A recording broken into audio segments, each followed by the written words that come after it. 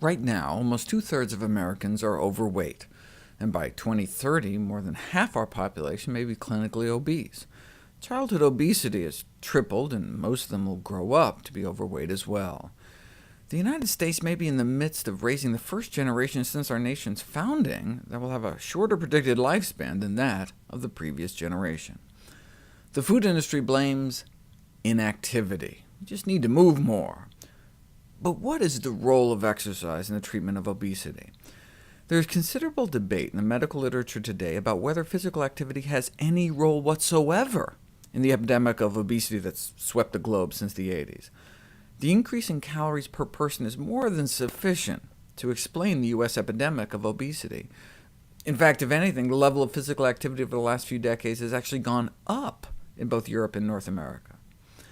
This has important policy implications. Yes, we still need to exercise more, but the priorities for reversing the obesity epidemic should focus on the overconsumption of calories.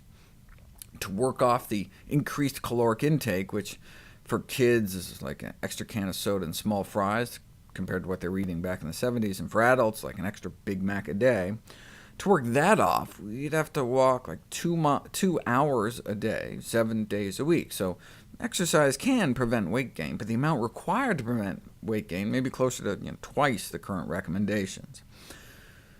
Public health advocates have been experimenting with including this kind of information. The fast food menu labeled with calories and the number of miles to walk to burn those calories appeared to be most effective in influencing the selection of lower-calorie meals.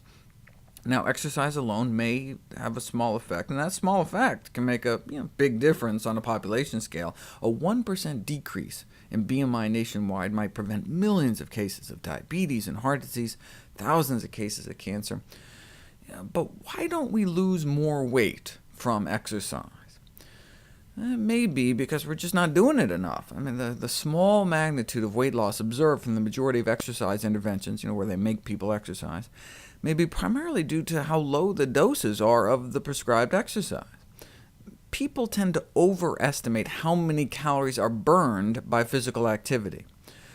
For example, there's this myth that a bout of sexual activity burns a few hundred calories. So hey, you could get a side of fries with that.